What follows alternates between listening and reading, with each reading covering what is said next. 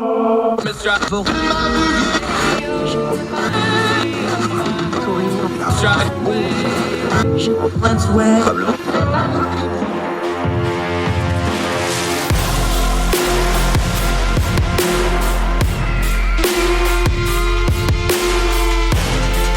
your host, Andrew Donaldson.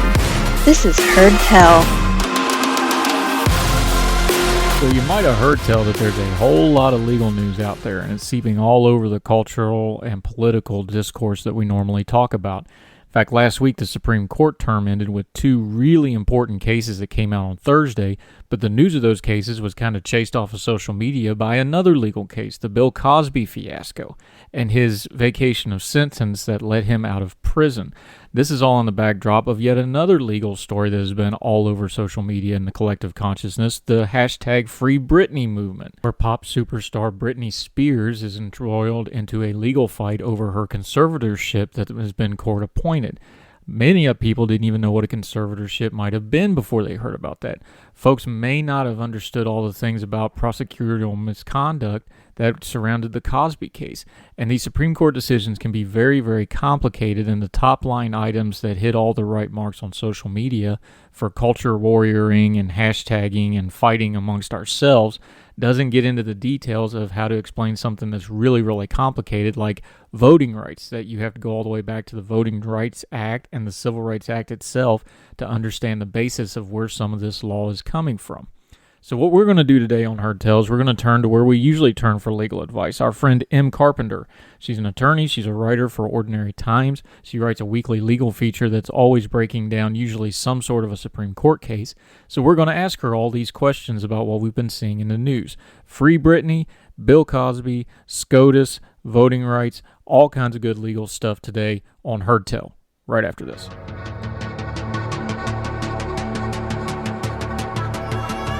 And we're joined once again with our friend, attorney Em Carpenter. How are you? Great, thanks. So we've just finished a really busy SCOTUS term, the Supreme Court of the United States. There's a lot of legal news about things like voting rights, and then there's a lot of pop culture news with Cosby and Britney, so we wanted to have you on to walk us and explain to us non-lawyer types some of the legalese of all these things. So we really appreciate your time today. Thank you. Happy to be here. Always happy to lawsplain. Lawsplain. Well, let's lawsplain generally before we delve into some of the actual cases. The Supreme Court term, there's a misconception. There's always stuff on social media about how the court breaks ideologically. It's always split. Of course, there's a 6-3 conservative liberal split on the court right now on paper. But in reality, that's not really how it always breaks out, even though some of the bigger cases that may be the case. What was the overall decisions from a kind of a larger picture view of this court term? How did it break down? What did it really look like? Because you've written before and explained it to me, explain it to the audience that, you know, these ideological lines are not always what you think they are, and a lot of these court cases break in ways you wouldn't expect just based off the ideology of the justices themselves. Right. An interesting stat that I think surprises a lot of people, and this is not an anomaly this term, 43% of the cases this term were unanimous. There was no dissent. They were either 9-0 or 8-0 if there was a justice not available or recused. So that's 29 cases out of, I don't have I think 67. 29 of those were unanimous decisions. There were, the second highest percentage would be the 6-3 cases. However, those are not just ideological splits. That can be a mixture. 6-3 in any split could have had, Gorsuch with Sotomayor, for example, and another justice on a criminal rights case happens sometimes. So there were 16 of those, and of those 16, 10 of those, only 10 out of the 16 were ideological splits. 2 of those we just got last week, which I'm sure we'll talk about later. And 8 of them were 5-4. The least common was a 7-2 split. There were only 4 cases that were 7-2, and 10 that were 8-1. And the most written at, and I say written at, not written about purposefully because a lot of pundits and people in the media write at him, Chief Justice John Roberts. When there's a lot of those weird splits, it's not been unusual for him to be the one to join with the liberals or vice versa in a lot of these splits. We're quite a ways into the quote-unquote Roberts Court since he became the Chief Justice. Was there any big swings in this? We don't have an ACA type thing where, John Roberts was front and center quite as much. He passed off the voting rights just to Alito to write the opinion on that. What's the overall opinion of the Roberts Court and his steering of the court as this term comes to a close? Well, I can tell you that Justice Roberts was in the majority 91% of the time this term, which sounds like a lot, but that's the same as Justice Barrett. She was also in the majority 91% of the time, but they pale in comparison to Justice Brett I Like Beer Kavanaugh, who was in the majority 97% of the time, which I found to be pretty interesting. So I think that the prevailing narrative of the splits, the ideological splits, are not are obviously not accurate. Of the three liberal justices, Breyer and Kagan were in the majority 76 and 75% of the time, respectively, and Sotomayor 69%. So just looking at the percentages and the overall unanimity of the court, or their meeting of the minds, so to speak, I think that Justice Roberts isn't doing a bad job here of holding the court to the standard of objectivity that we would like to see. Obviously, there are cases where that does not happen. There are the opinions that seem predestined to be ideological splits, and then when that actually does happen, people say, look at our partisan Supreme Court. So, but I think that happens with every court. So I don't think there's anything unusual about the numbers, the breakdowns that we're seeing with Roberts. I just want to point out or give a shout out here that anybody who wants to dig into these stats, you can find a really good article for this term, their stats, on SCOTUS blog. I don't know if anyone I follow frequents SCOTUS blog. Yeah, they've got a great article that breaks it all down, and I'm cheating right now and getting my numbers from that article as we speak. So check out SCOTUS blog. Yeah, I use them all the time, especially when we do stuff for Ordinary Times at ordinary-times.com. At Ordinary Times, you wrote a multi-part deep dive into the newest justice, Amy Coney Barrett. You wrote going through all her past case opinions and files and a lot of the things she had done previously. Now that she's got a full term under her belt, she's got her first opinions written. You did the before. Now you can kind of do an after. What you expected from Justice Barrett? Were you surprised? How's she doing on the court? And has your opinion of her changed from when you did that deep dive of what you thought she would be when she got onto the court? No, I think she's met expectations, good or bad. Being her first term, she's been kind of quiet. They don't usually throw a big controversial decision at a new justice to write, so I don't think anything came out where it was particularly justifying anyone's particulars or their priors before her joining the court. There were a few where the side she came on, people would say, well, of course she's on that side. So that's going to happen. But I'm looking forward to getting some more opinions from her and digging in a little deeper, because nothing too interesting, in my opinion, this term on her. But I'm sure there was something I'm forgetting, some opinion that she's involved in that would have been more newsworthy that's not coming to my mind right now. But I wasn't just nothing really stood out to me about her this term. The one that really did get a lot of attention last week when it came out, it's been a hot button issue on the news for weeks and weeks. The news cycle has been omnipresent with this topic for the better part of almost a year now, with the past election and everything else that's gone on. There's a voting rights case that came out of Arizona that SCOTUS ruled on.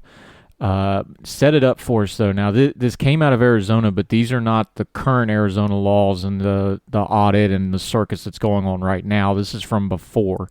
They passed some voting legislation. Set this up for folks before we delve into what the actual decision was of Brnovich versus the DNC. Sure. These laws actually go back to, I believe, 2016, 2017 in Arizona. The two restrictions or rules around voting that are at issue here is, one, a law that any vote cast in the wrong precinct will be discarded entirely. not just for local election, but even national elections. Their votes on the national elections will be thrown out as well. The second is an anti-ballot harvesting provision, which is makes it a crime actually for a completed ballot to be in the possession of anyone other than the voter, their family or caregiver, the postal service, or an election official, meaning these community organizers and other third parties who go around and collect ballots and bring them in mass and turn them in. That's no longer allowed in Arizona. So those are the two provisions that we are fighting about here. So the Democratic National Committee in Arizona decided to file suit about these laws, believing that they are in violation of Section 2 of the Voting Rights Act from back in 1965. The original text of that, and then slightly amended later, is basically that no voting qualification or prerequisite or standard or practice or procedure that denies or abridges the right of any citizen of the United States to vote on account of race or color is prohibited.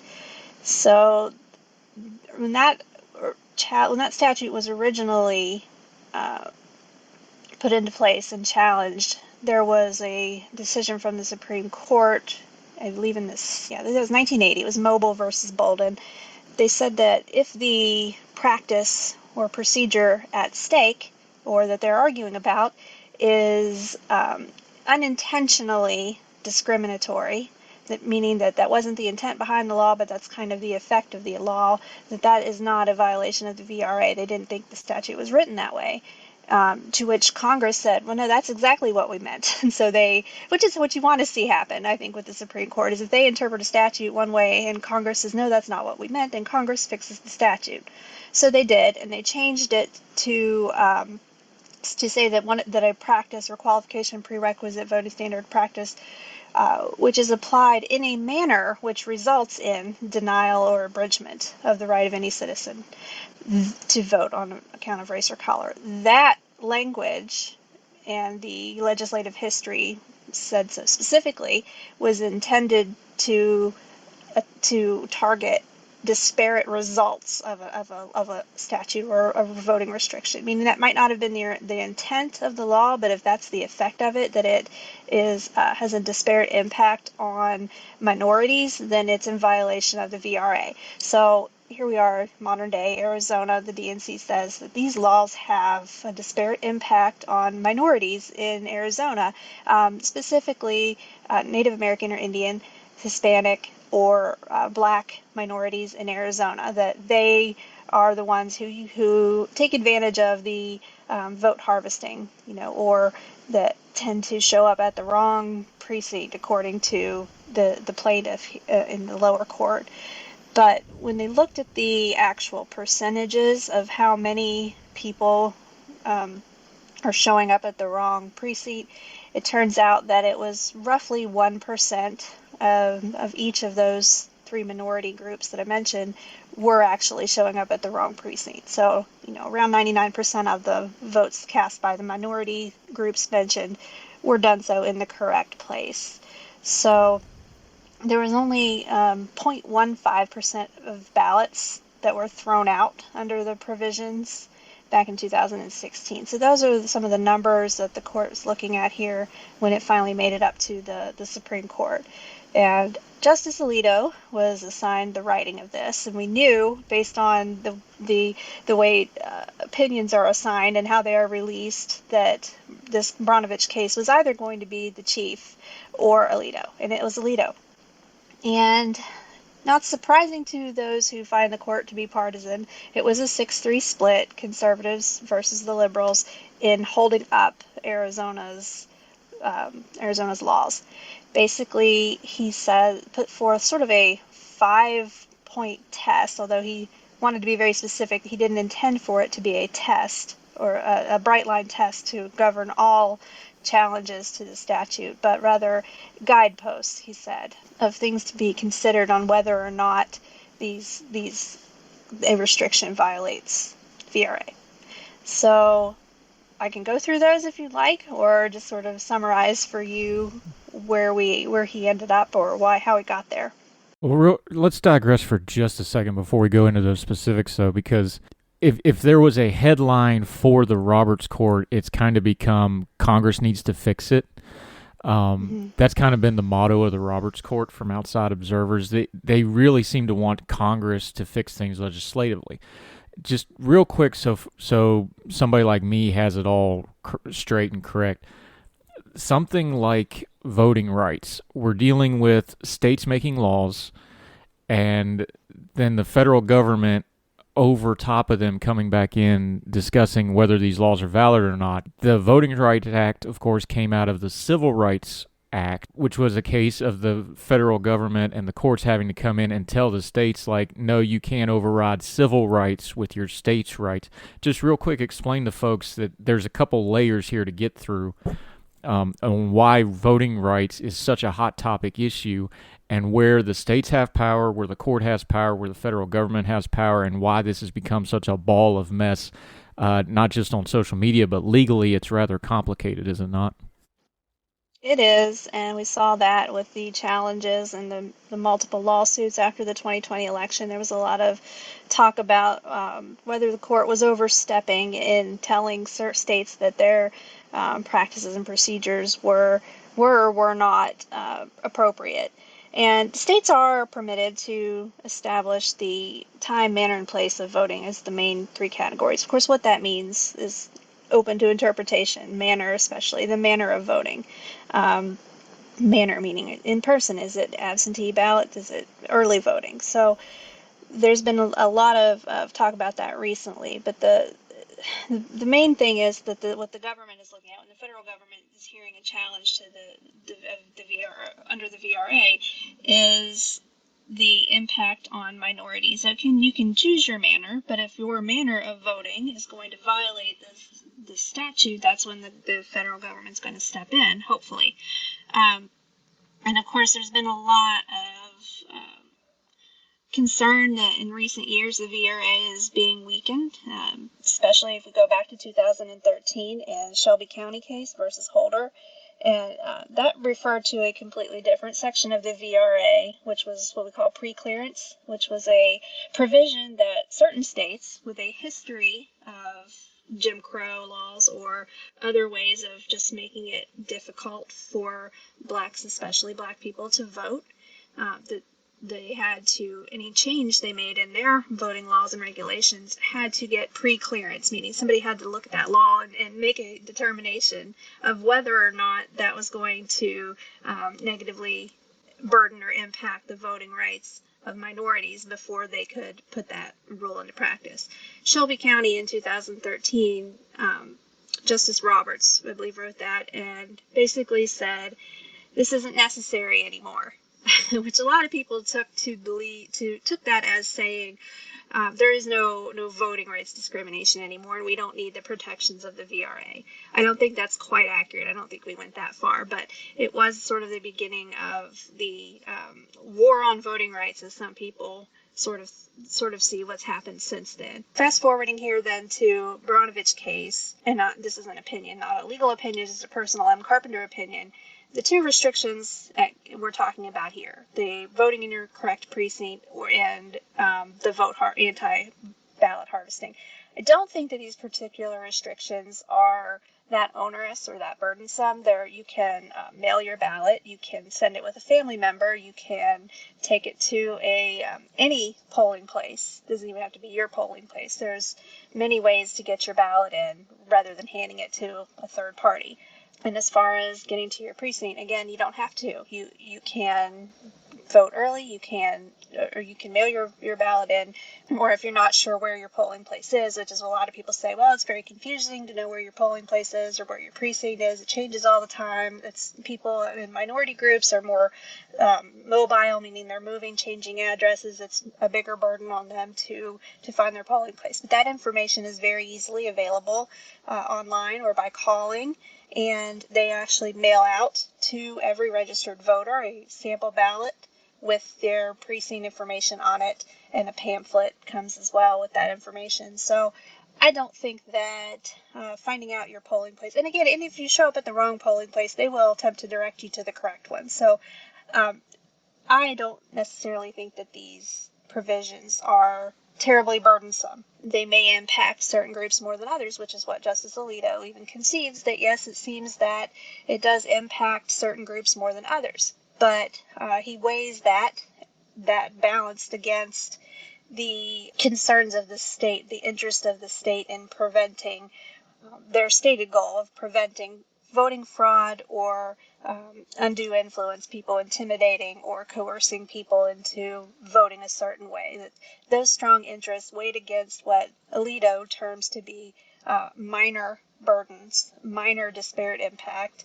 that one outweighed the other. And the problem I have with that is where's the line? How much of a burden is too much? How much of a disparate impact is too much? What percentage of Hispanics or Indians or Black people have to go to the wrong poll and have their ballots thrown out before the court finds that there's a problem with the rules in place? And that's always a question you have when the Supreme Court sets out a opinion with a sort of objective kind of, or subjective and kind of nebulous testing or analysis of the facts. And we know the answer to this is, well, they're going to get a case before them where they have to apply these 5 guideposts, Alito called them, but it sure reads to me like a means test. I'm not a lawyer. You can correct me if I'm wrong, but that sure looks like how it's going to be applied. So when you look at these 5 guideposts, he calls them, the differs from standard practice, the size of the disparity, the size of the impact, these 5 things. The thing that has happened since this case came before the court, of course, is COVID, where now we have all these new state laws that have tried to either change or continue the things we saw in COVID, like expanded drop boxes, like expanded early voting, like mail-in voting, these sorts of things. Mm-hmm. Is the concern at some point that they're going to get one of these cases, and the people that are against this ruling, by the way, this is the argument they're making, is, hey, when the cases that are getting ready to come up out of the 2020 election go before the court, this is now going to be the standard they're going to be held to, and then we're going to have a problem because it's give an inch and folks are going to take a mile with it. Yeah, that was my concern as well, is that these are just it's almost going to be I know it when I see it type of analysis. I know when I see it. That's the pornography standard of obscenity, right? I forget the justice's name. You can help me with it, but he says, I don't know what pornography is, but I know it when I see it. Kind of an infamous quote from him.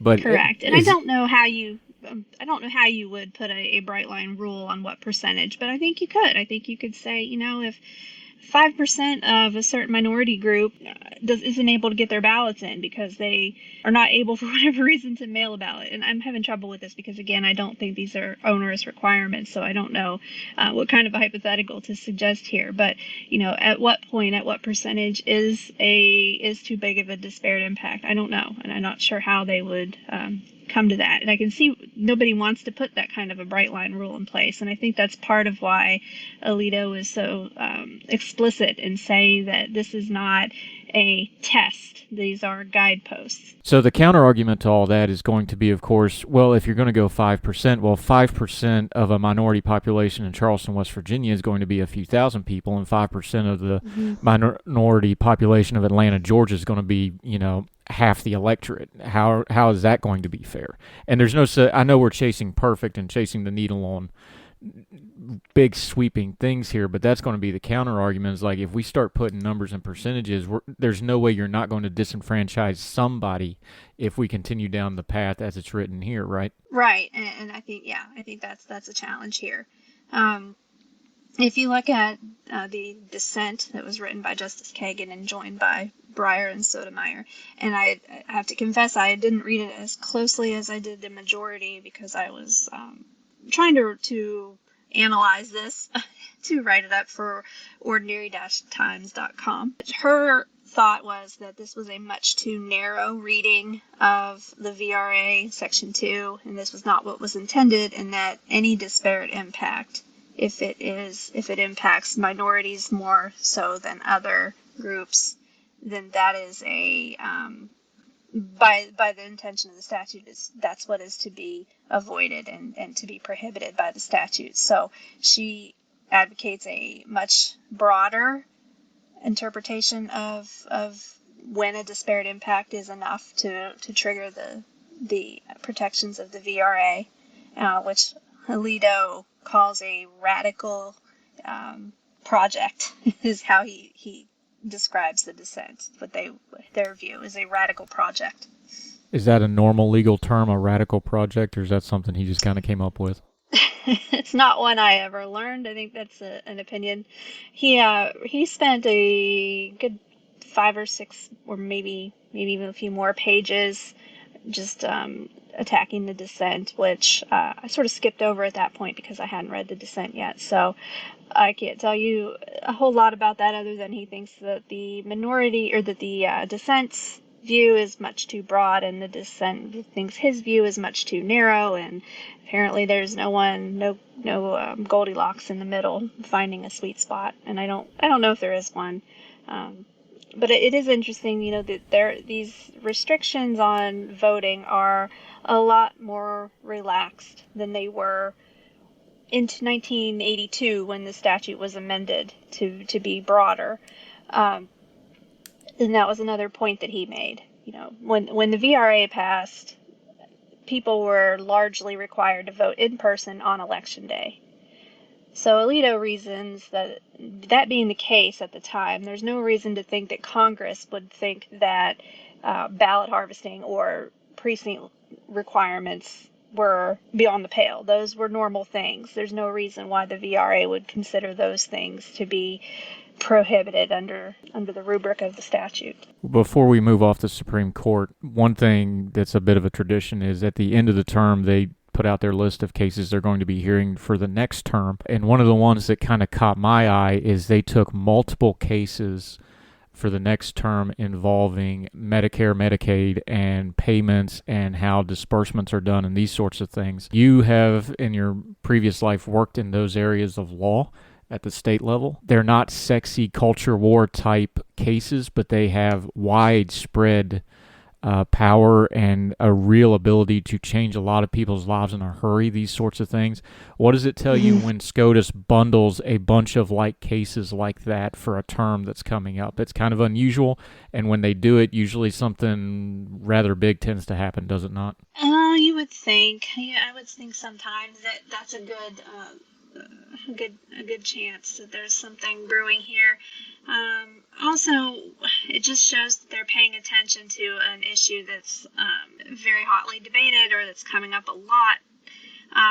It doesn't necessarily mean, though, that they're going to make any big changes or come out with any sort of groundbreaking or milestone case. We're talking about, in large part, and I haven't dug in too much to these cases, but I do know what you're talking about. And a lot of these are about how much the providers, hospitals, doctors, etc., are going to be reimbursed by Medicaid and Medicare. And I don't expect the court land too far on either side of that. It's probably going to be more of, again, a nebulous sort of standard that they come out with if they are asked to determine if rates are appropriate or sufficient, or if there are cuts to these rates if they are done appropriately. So I think it's just a reflection of the fact that this is a big controversy right now, and they've maybe have received so many petitions on this issue, or there's so many different decisions coming out of circuits, because circuit splits is a big way in which an issue gets before the Supreme Court. If multiple circuits are ruling in different ways on the same issue, they're coming down on different sides. That's one way an issue gets in front of the court. So I think it's more a reflection of just this is a big issue right now than it is necessarily that there's big changes coming. You wrote extensively a very in-depth piece at ordinary-times.com on the Cosby situation. It's titled something that I will not utter here because this is a family-friendly program. But Cosby, to kind of sketch it, the Reader's Digest version, your line on the Cosby thing was what the court ruled that ended up freeing him was not the Cosby case itself. It goes all the way back to the original prosecutor. Just break that down for folks that, you can scream at the Supreme Court of Pennsylvania all you want to, and there's probably some valid criticism there as well, but that's not the real villain of this piece. Right. back when these original allegations, allegations were originally made in 2005, Bruce Castor, who was the prosecutor and most recently on Trump's legal team, but back in 2005 was the DA of Philadelphia, or of the county, he did not think he had a strong case because one of his big factors that he pointed to was that the victim in the case didn't report for a year. I think that's kind of a ridiculous reason or a ridiculous thing to hinge a prosecute, non-prosecute decision on. 1 year is not a long time to delay reporting in the grand scheme of things. If you know anything about sexual assault victims, or that years can go by before they tell anyone. They may never report it. So the fact that a year went by, I think, is a pretty weak reason for non-prosecution. And he also had some concerns about how she acted in the year following, that she was still in contact with Cosby over the course of the year, even though the evidence was that those conversations were about, why did you do this to me, or what did you do to me that night? I think that those conversations, far from being evidence that nothing happened, are what would have been strong evidence that something happened to her. So I think if he had not made that decision, and he had tried Cosby, well, obviously if he had tried Cosby, we wouldn't be in this situation, but he didn't. And the decision that he made, which first of all, if he's making this decision to help the victim, that's pretty remarkable and kind of hard to believe. When he said, "Oh, I figured if I didn't prosecute, then he couldn't take the fifth, plead the Fifth Amendment rights when he was deposed in a civil suit." Now, in a normal case, it's not involving Bill Cosby. Can you imagine if a prosecutor said, she'd be better off suing that Joe Schmo for money? Joe Schmo may not have any money. This decision would be completely nonsensical if Bill Cosby wasn't a multi-millionaire, 100-millionaire. There's no money to get. There's no justice to be gotten that way in most cases. So it's a very unusual situation, I think, for a prosecutor to say this is for the benefit of the civil case. So a prosecutor's not really supposed to care about the civil case. And my problem with the decision of the Pennsylvania Supreme Court is that they just took as truth that this was the actual motivation, and not just that it was the motivation, but that it was an agreement, and that her lawyers, the victim's lawyers, as well as Cosby's lawyers, knew that that was the reason for his decision. His press release at that time, the statement that he gave when he announced his decision not to prosecute, didn't say anything about a civil case or about helping the civil case. He did say that it may be her best way of getting some justice would be to sue, but he didn't say, so I'm going to dismiss the charges so that Cosby's required to testify. And the other part of it that I don't understand is Cosby's lawyers allowing him to be deposed and to testify without a fight. Normally there is not a Fifth Amendment right to not incriminate yourself in a civil case unless there is a pending criminal charge. It doesn't mean necessarily that a charge is filed and is already pending against you. You can, if there's one imminent, I think you would have a good argument against incriminating yourself, but they made no such argument. And without having an actual agreement in writing or something that they could point to, I think that it was foolish for his attorneys to have let him testify. And some people use that as the evidence that an agreement must have existed, because otherwise, why would they let him testify? Either way, I see as bad lawyering. I see bad lawyering from Cosby's lawyers, and the one who could testify as to whether or not there was an agreement in place, the lawyer that Cosby had at the time, who supposedly had this agreement with Castor, he's dead. There is no way to ask him what happened. So bad lawyering back in 2005 is what got us where we are today.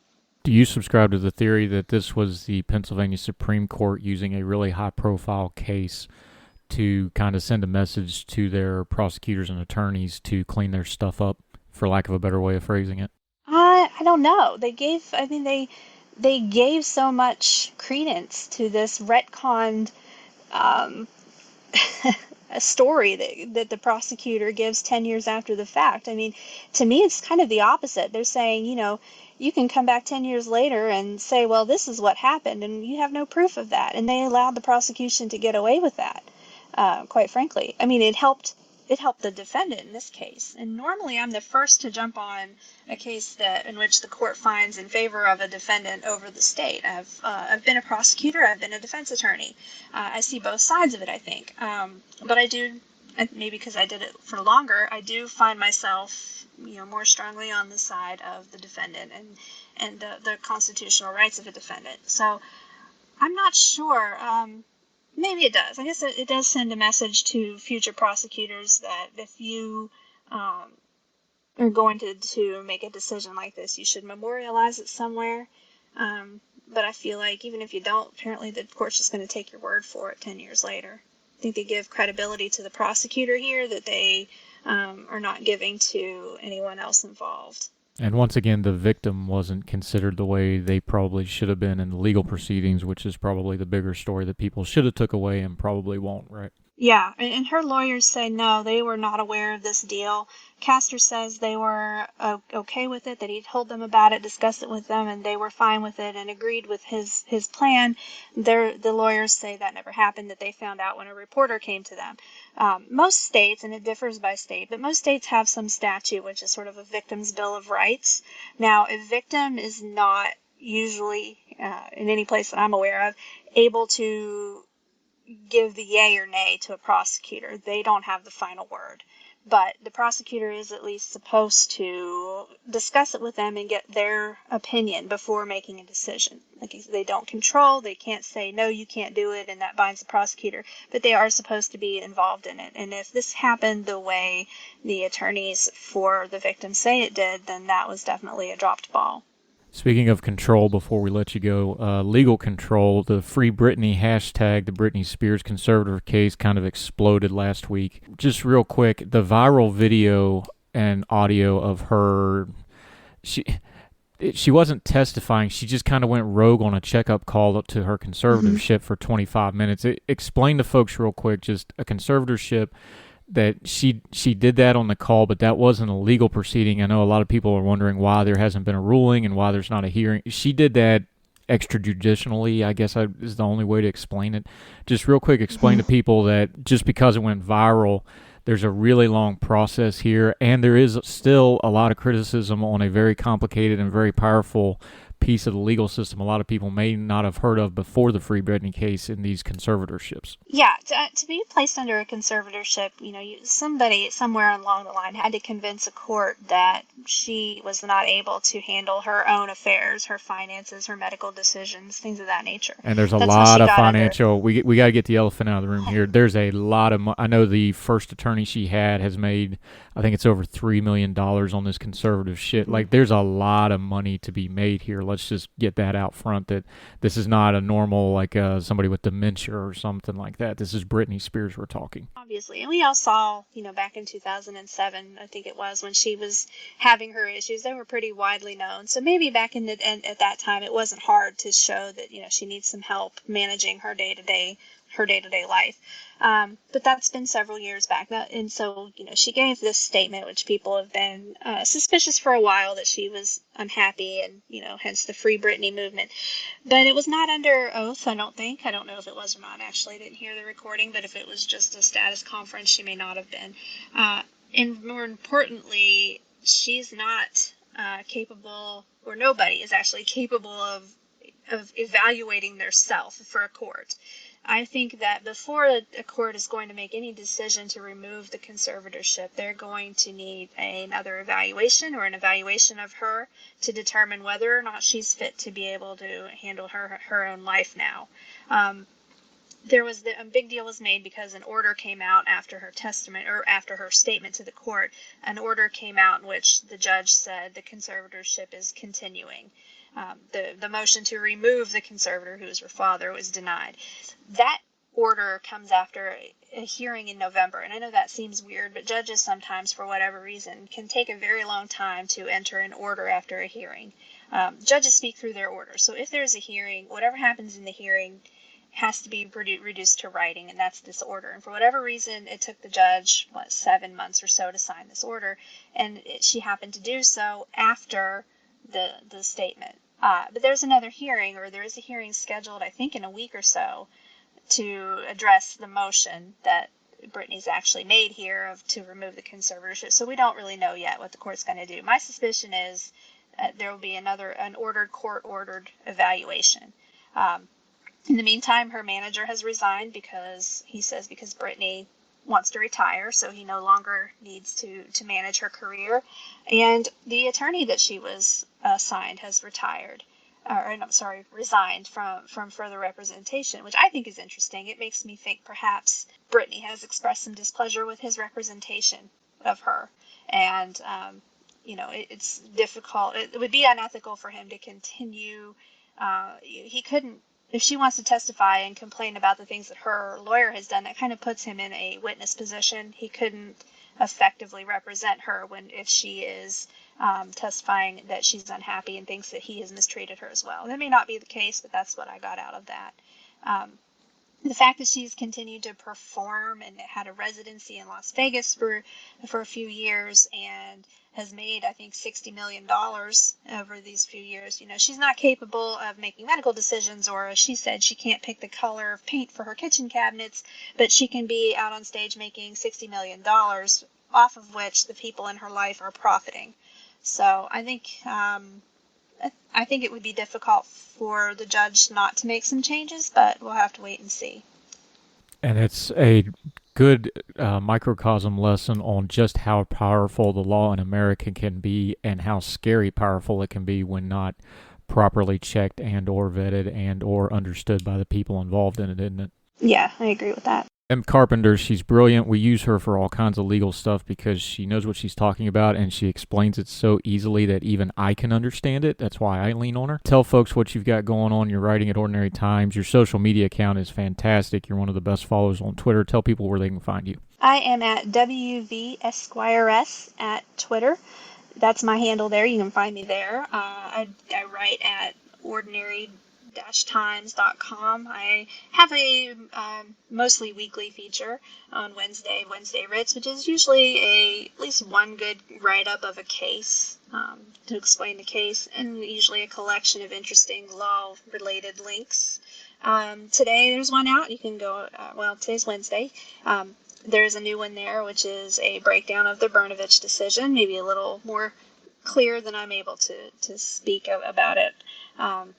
And there's a good write-up on the Cosby. I think it's good in my opinion. That came out also on there. You can find, if you click on my name there, you can see the stuff I've put out there. Read everything she writes. It's what I use so I sound like I know what I'm talking about when I talk about legal matters. Congratulations, Em. You're also the first repeat guest on Heard Tell, so you get that for your mantelpiece. We'll maybe work up a T-shirt for you or something. And we greatly appreciate you, my friend. Thank you so much for the time today. Thanks for having me. Anytime. We'll do it again soon, ma'am. All right. Bye-bye.